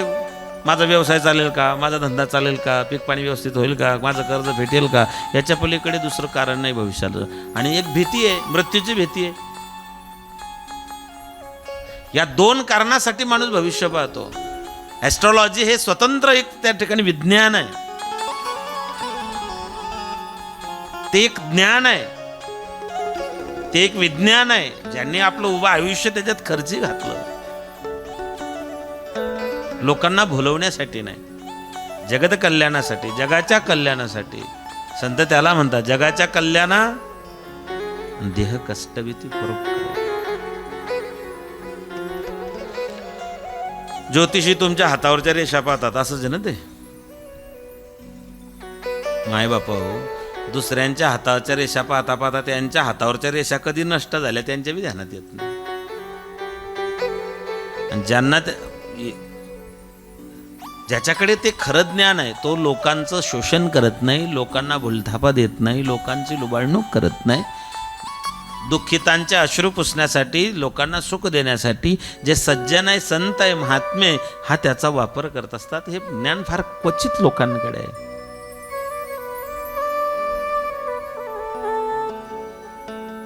भगवंताने याच्यावरती घणाघात केला भगवान श्रीकृष्णानं की आई, अगं तू बळी, देवाची आई सुद्धा बळी पडली. माझी आई तू, कृष्णाची आई आहे. मग भगवान कृष्णाची आई जर ज्योतिषाला बळी पडली,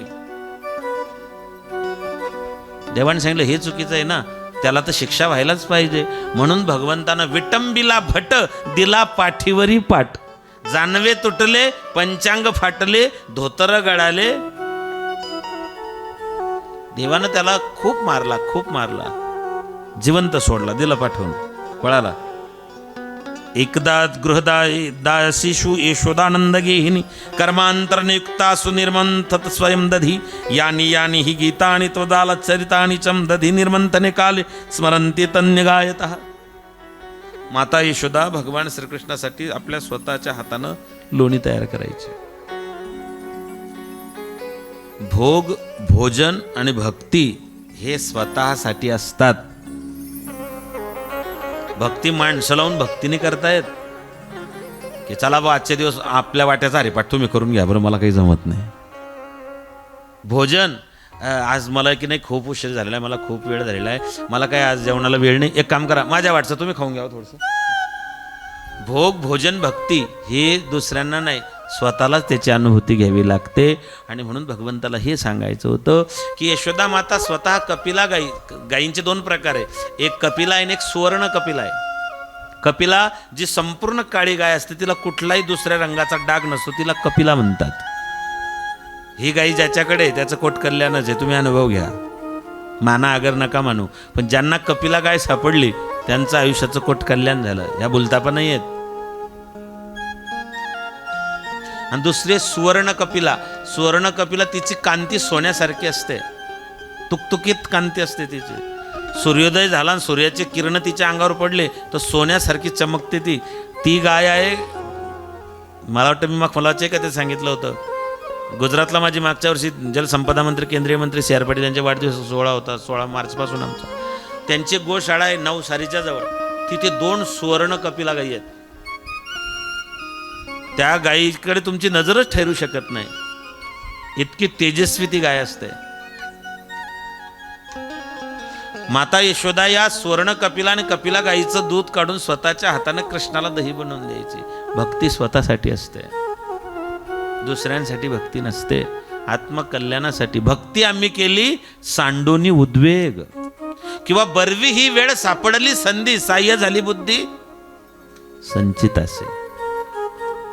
माता यशोदेने स्वतः त्या ठिकाणी, आणि मग उखडाला बांधलं ते मणिग्रीव नल कुबेराच्या दोघी त्या उन्मत्त झालेल्या 2 मुलांचा भगवान श्रीकृष्णानं त्या ठिकाणी उद्धार केला. भगवंतानं आपल्या सगळ्या बालगोपाळांना जमा केलं. लहान लहान लहान मुलं घेऊन, लहान लहान लहान मुलं घेऊन, खोड्या करी खोड्या करी खोड्या करी खोड्या करी मन मोहन मन मोहन मोहन मोहन खोड्या करी मन. हो लहान लहान लहान मुले घेऊन, लहान लहान लहान मुले घेऊन, खोड्या करी खोड्या करी खोड्या करी खोड्या करी मन मोहन मन मोहन मोहन मोहन खोड्या करी मन मोहन. घरा मुचा घरा येऊन, खोड्या करी दही दूध दोन्ही, घरा आमच्या घरा येऊन, चोरी करी दही दूध लोणी, चोरी करी दही दूध लोणी घरा आमच्या येऊन, चोरी करी दही दूध लोणी घरा आमच्या येऊन, खोड्या करी मन मोहन मोहन मोहन मोहन खोड्या करी मन मोहन.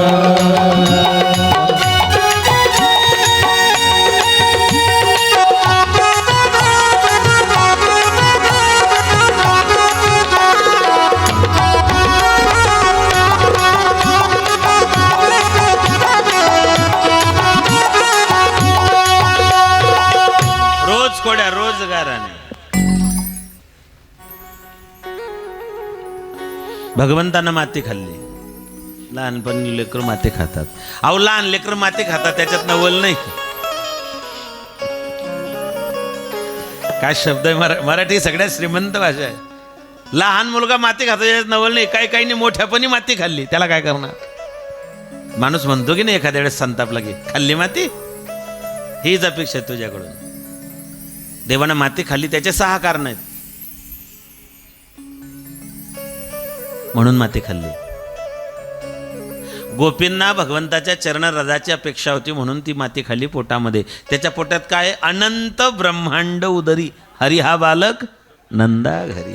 त्याच्या उदरामध्ये ब्रह्मांड आहे म्हणून त्याने माती खाल्ली. गोपींना त्या ठिकाणी अस्तित्वाची जाणीव देण्याकरता.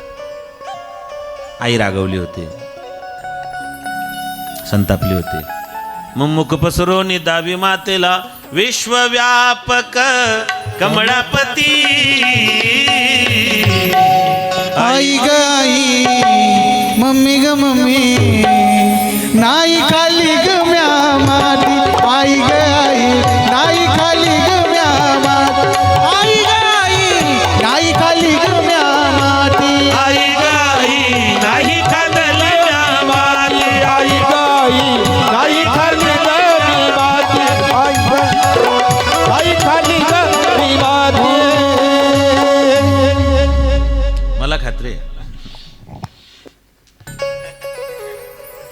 आई म्हणली मला खात्री आहे.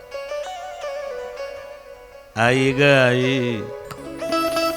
आणि आता असता तर आई राहिलीच नाही घरात. आईचं मॉडिफिकेशन झालं. आईची जागा कोणी घेतली? मम्मीनं घेतली. आई नाही राहिली आता. मा, काय गोड शब्द होता हो लहानपणी. मा. गाईचं वासरू एकदा हंबरू द्या, पण ते बी जर्सीचं नको, गावरान गायचं पाहिजे. त्याला एकदा हंबा म्हणू द्यावर त्याच्यामध्ये आईचा शब्द. असं वाटतं ते आईला पुकारतंय, बोलवतंय. मा, आई.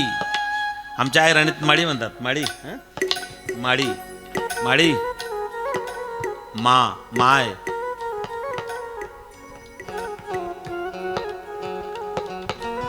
आई रागवली, मुखामध्ये ब्रह्मांड दिसलं. स्वजन मोहिका नावाची माया भगवंतानं प्रस्थापित केली, ती विसरून गेली.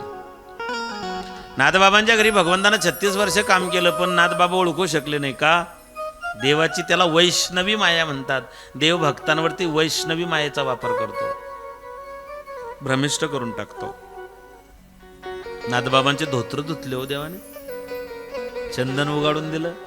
देव पाणी भरायचा नाथांच्या घरी. देव आपलं पोरगा आपल्याला पाणी आणून देत नाही. मागच्या आठवड्यात एकानं मला गारानं केलं, म्हणे महाराज शेतातून राबून आलो, घरी सांगलं बायकोला की अगं म्हणले मला ग्लास भरून पाणी दे. तर ती म्हणे डोळे फुटले का? तो माठ, तो तांब्या, तो ग्लास, तो मी प्यान, मला बी ग्लास भर द्या.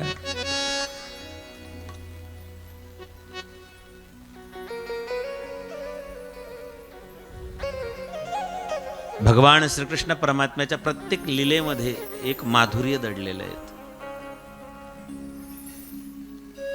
रोज खोड्या, कोणी सुना, कोणी लेकी, कोणी एक स्वतंत्र. त्या जाण वेद गर्भीच्या श्रुती, वेदातल्या श्रुती होत्या त्या. त्यांना भगवंताला पाहण्याची, दर्शन घेण्याची अभिलाषा होते.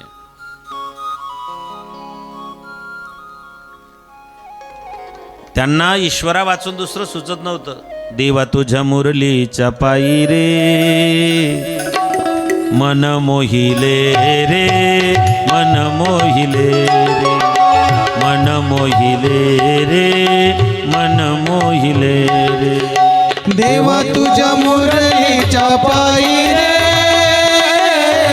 देवा तुझ्या मुरलीच्या पायी रे, मन मोहिले रे, मन मोहिले, मन मोहिले रे, मन मोहिले.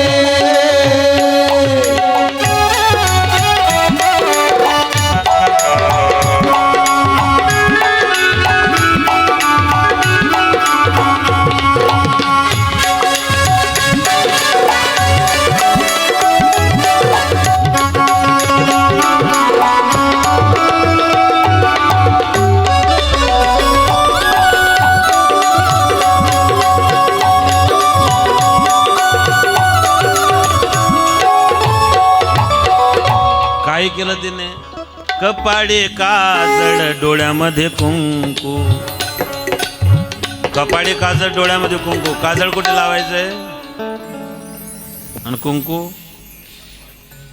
ती गवडण म्हणते मला भान उरलं नाही, मी डोळ्यातलं काजळ कपाळे लावलं, कपाळातलं कुंकू डोळ्यात लावलं. एका दिवशी करून पहा बरं असं.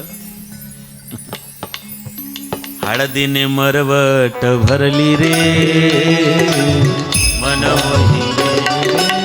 अजून काय केलं? गायीचं वासरू, म्हशीचं पारडू, गाईला बैलाची धार कशी काढू रे मन मोहिले रे, मन मोहिले, मन मोहिले रे, मन मोहिले. सगळं सुरळीत चालू होतं. एक दिवशी गोकुळातल्या काही गवळणींनी त्याला चिडवलं. म्हणले तुझं अख्खं घर गोर आहे, तू एकटा काळा आहे तुझ्या घरात. तुझी आई गोरी, तुझा बाप गोरा, बलराम दादा गोरा, सगळं खानदान गोरा, तू काळा कस काय रे तुमच्या त्यांच्या घरात? बरं तू बापावरही दिसत नाही, तू आईवरती दिसत नाही, वेगळं घे. दुसरी गवळण म्हणली मला तर 100% डाऊट आहे, हा यशोदेचा नाहीच. खरं बोलली होती ती. ती म्हणली मला गॅरंटी की हा यशोदेचा होऊ शकत नाही. म्हणली यशोदा माता किती गोरी, हा किती उंदरा आहे म्हणले. याला संतापाला हा आईच्या जवळ आला आणि आईला सांगितलं आई अख्ख्या कुकडात चर्चा आहे, तू गोरी बाबा गोरे, बलराम दादा गोरा, मी एकटा काळा आहे. यशोमती मैया से बोले नंद लाला, राधा क्यों गोरी मैं क्यों काला, राधा क्यों गोरी मैं क्यों काला. यशोमती मैया से बोले नंद लाला, यशोमती मैया से बोले नंद लाला, राधा क्यों गोरी मैं क्यों काला, राधा क्यों गोरी मैं क्यों काला.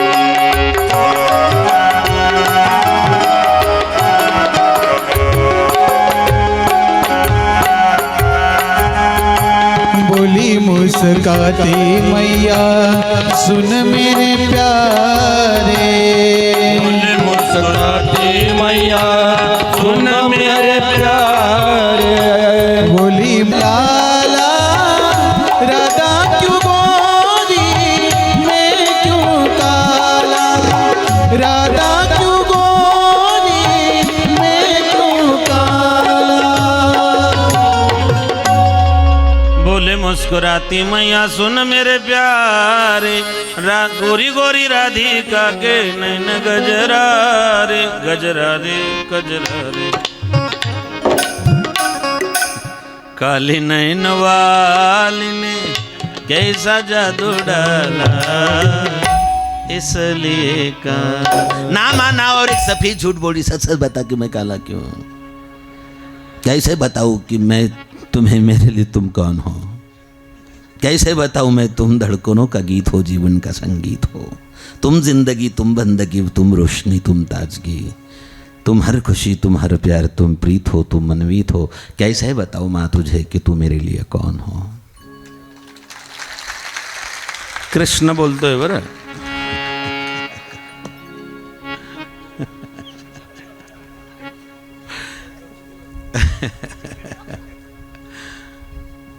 भगवंतानं सांगितलं आई मला फक्त याचं उत्तर दे, मी काळा काय.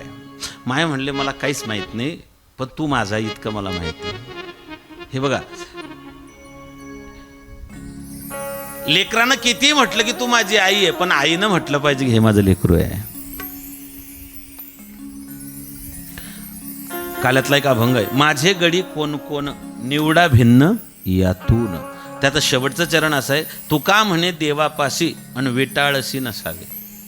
काय शब्द आहे, तुका म्हणे देवापाशी विटाळसी, हा शब्द फोडायचा आहे. देवापाशी वीट अधिक आळसी, देवाच्या जवळ वीटही नको आणि देवाच्या जवळ आळसही नको. ज्याने विटे ऐसे सुख नोहे भक्तिरस. देवाचा परमार्थ करताना माणसाला वीट आला नाही पाहिजे. अवीट गे माये विटेना, जवळी आहे परी भेटेना. म्हणून वीटही नको आळसही नको. ज्याने वीटही टाकला आळसही टाकला तो देवाचा प्रिय झाला. म्हणून माझे गडी कोण कोण निवडा भिन्न यातून, त्याच्यातून निवडायचे आहेत. तो म्हणतो मैंने काली रात में जन्म लिया. तो म्हणलो आई रात्री अंधारात 12 वाजता जन्म झाला ना, काळोखा अंधारा काळा असतो, तो काळा अंधार माझ्या अंगाला बिलगला म्हणून मी काळा झाला. म्हणले लबाडपणा नाही करायचा, खरं सांग.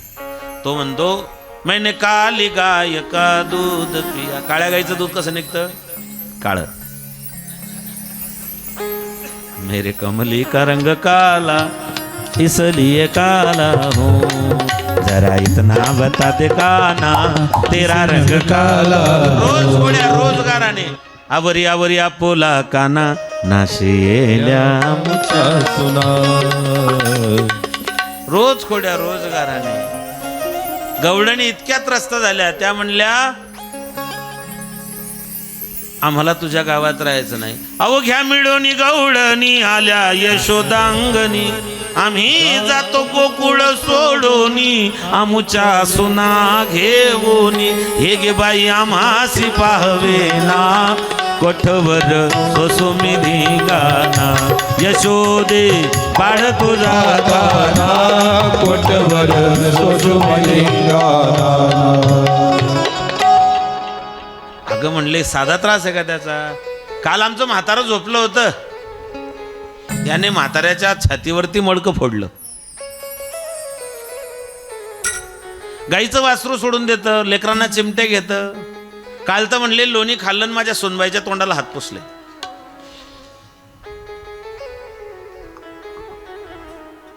सासू इतकी चिडली, म्हणले लाज वाटते का तुला? बापानं हेच वळण लावलं का? आईनं तुला हेच शिकवलं होतं का? तुम्हाला घरी खायला भेटत नव्हतं का? ना मला वाटलं दुसऱ्याची करू म्हणून भावाची केली. म्हणले भावाची भाचीनं तर दावली कशी. असं बऱ्याच जणांच्या तक्रारी बऱ्याच. लाज नाही वाटत म्हणले चोरून खातील लोणी. ती म्हणले अहो मी खाल्लं नाहीये. म्हणले मग तोंड भरलेलं आहे तुझं. तिने आराधना केली, म्हणले कृष्णा उगीच माझ्यावर आड येतोय रे. देव म्हणलं थांब. दुसऱ्या दिवशी देवान लोणी खाल्लं, म्हातारीच्या तोंडाला हात पुसले. सोनबाई म्हणले काल तर पार नाकानं कांदे सोलत होत्या तुम्ही. हा राहा बरं तुम्ही ड्रेसिंग टेबलच्या समोर उभे, पहा बरं आरशामध्ये. ते म्हणले अगं मी नाही खाल्ली. म्हटलं मग मी पण नाही खाल्ली होती. म्हणले मग हाय कोण? म्हणले चोर कोणीतरी दुसराच आहे. ती म्हणले एक काम कर, तू मागच्या दरवाज्यात बस, मी पुढच्या दरवाज्यात बसते. तो आला की पकडून मेलेला त्याला. देवाने सांगितलं पेंद्या या म्हातारीच्या घरी चोरी करायची. पेंद्याने पाहिलं, म्हणलं देवा मागच्या दरवाज्यात सोनबाई आहे, पुढच्या दरवाज्यात म्हातारी आहे, आज काही चोरी करता नाही. देव म्हणलं आपण शेतावर चढू. देवाने सगळ्यांनी डोळे लावायला लागले, सगळे खाली उतरले. सगळ्यांनी दही दूध लोणी खाल्लं, मडकं मारून फेकलं. म्हातारी उठली. सोनबाईला म्हणले पकड त्याला. पेंद्याला वाटलं नेमकं करतो काय म्हणून पेंद्यानं असं पाहिलं डोळ्यांमधून. पेंद्या बरोबर पोटामध्ये फसला. नाना प्रकारच्या खोड्या, नाना प्रकार. शेवटी देव सापडला. पेंद्याला सोडवलं. देवाला आपला हात तिच्या हाती दिला. तिने देवाचा हात पकडला. देवाला ती गल्लीतून घेऊन चालली. म्हणले मोठ्याचं लेकरू आहे, चोऱ्या करतं, काही करतं. आम्हालाही लेकरं होते म्हणले, पण असं इतकं बावळट नव्हतं म्हणले. आणि तेव्हा घोंगट इथपर्यंत होता द्वापार युगात. मग दर 100 वर्षांना असा 1-1 इंच असा वरती सरकाचा. त्या गवळणचा घोंगट इथपर्यंत होता, त्याच्यामुळे ते दिसत नव्हतं. तिने ते कृष्णाचा हात पकडला, इकडून सोनबाईचा हात पकडला आणि ती चालली बळबळ करत. म्हणले हां लोकांच्या घरी चोऱ्या करता, शोभता का तुम्हाला? देव म्हणला म्हातारे हात सोड. इतक्या जोरात पकडते का? ब्लड सर्क्युलेशन क्रिया बंद पडायची वेळ झाली म्हणली माझ्या हाताची. तिला वाटलं खरंच नाजूक लेकरू आहे, मोठ्याचं लेकरू आहे, श्रीमंताचं पोरग आहे, नाजूक आहे कदाचित. म्हणले पळून जाशील. तो म्हणला पळतो, घाबरतो की काय मी? तुला तुझ्या बापाला कोणाला घाबरत नाही म्हणले मी. म्हणले मग? म्हणले हा हात सोड, दुसरा हात देतो. तिने देवानं तिचा हात सोडला. देवानं तिच्या पोऱ्याला खुणवलं. म्हणले इकडे. तिच्या पोऱ्याचा हात तिच्या हाती देऊन दिला. म्हणले जा. आणि म्हातारी रस्त्यानं गप्पा मारायची, बोलायची. म्हणले लाज वाटते का? हा सोनबाईच्या तोंडाला लोणी पुसलं. लोक म्हणायचे का रे ही म्हातारी? म्हणले ते आम्ही. म्हणले तो पोरगा? म्हणे तिचा. म्हणे ही. म्हणे सुनबाई. म्हणले मग म्हातारी कशाला आगाऊपणा करते? तुमची अडचण काय? फक्त एकच सांगतो, वाक्यान पुढे चालतो. तुमची प्रत्येकीची ज्या सासू आहेत ना बसलेल्या माझ्या आईच्या वयाच्या, तुमचं सगळ्यात मोठी अडचण काय? तुमची एक अडचण सांगतो तुम्हाला. इथे बसलेल्या प्रत्येक मायला वाटते की माझ्या मुलाच्या ताब्यात माझी सून राहिली पाहिजे. आणि इथे बसलेल्या प्रत्येक बाईला वाटतं माझ्या मुलीच्या ताब्यात माझा जावई राहिला पाहिजे. हे सूत्र कधीच जमणार नाही. 36 आकडा येतो. वाटतं की नाही तुम्हाला? घ्या मी शपथ. प्रत्येक मातेला वाटतं की माझ्या मुलाच्या ताब्यात माझी सुनबाई पाहिजे. खोटं आहे काय? देव समोर आहे तुमच्या. आणि प्रत्येक बाईला वाटतं की माझ्या मुलीच्या ताब्यात माझा जावई राहिला पाहिजे. मग तुम्हाला वाटतं तुमच्या मुलाच्या ताब्यात तुमची सून राहिली पाहिजे, असं वाटतं की नाही? मग अजून तुम्हाला एक वाटतं की माझ्या मुलीच्या ताब्यात माझा जावई राहिला पाहिजे. मग तसं तुमच्या व्याईनलाही वाटत असेल ना.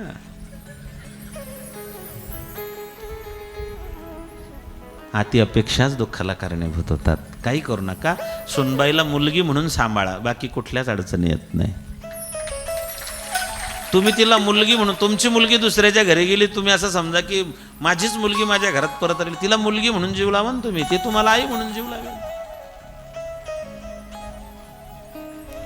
काहीच करू नका. तुमच्या मैत्रिणी तुम्हाला घरी भेटायला आल्या की तुम्ही फक्त इतकं सांगा, म्हणले बाई काय मागच्या जन्मात भाग्य होतं माझं, काय पुण्य होतं, काय निवृत्तीनाथांची कृपा आहे माझी, मला मातुरीसारखं सासर भेटलं, माझी सासू तर इतकी चांगली, म्हणले माझ्या मायनं बी इतका जीव लावला नाही, इतका जीव लावते, मला कधीच भांडे धुऊ देत नाही, म्हातारी 2 टाईम भांडे धुईल.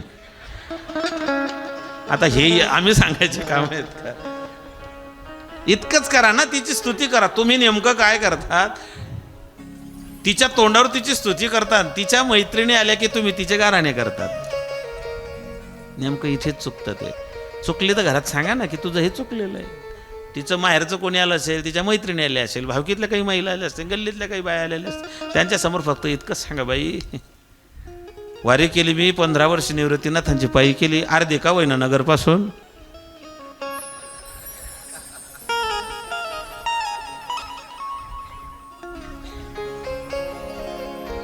पण म्हणले त्या अर्ध्या वारीचंही पुण्य भेटलं ग बाई मला वाटतच नाही माझी सून आहे, माझी पोटची पोरगीच आहे. तुमची सून तुम्हाला दुपारी अमूलची आईस्क्रीम आणून देईन, राजभोग. जीवन जगण्याचं सूत्र येते. काय म्हणतात त्याला मराठीत, इगो हर्ट होणे.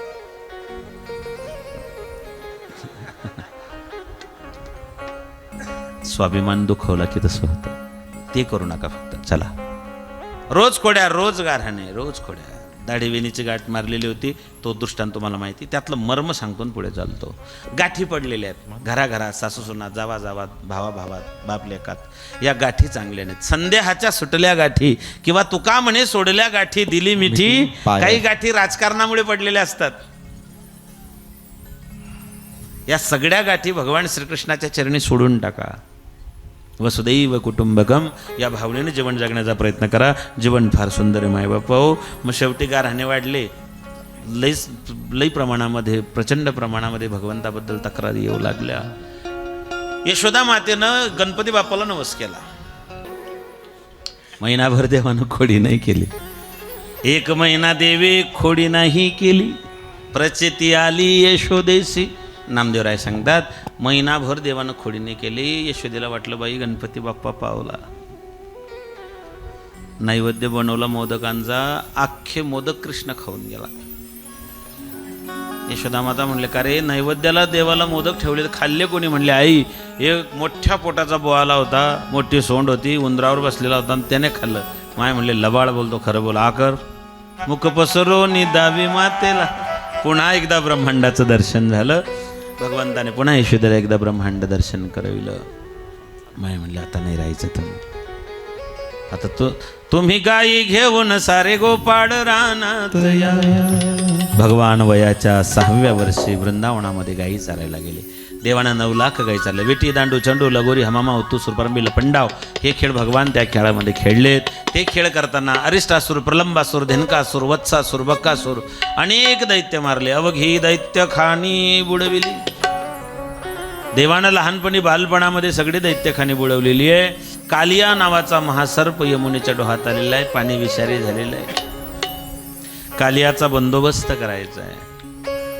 गायींना बाधा होते आहे, वासरांना बाधा होते आहेत, गोपाळ मरून पडत आहेत, म्हणून भगवंतानं कालियाचा बंदोबस्त करायला ठरवलं. आणि देवानं बलराम दादाला असं सांगितलं की दादा तुम्ही काही येऊ नका सोबत. म्हणले का?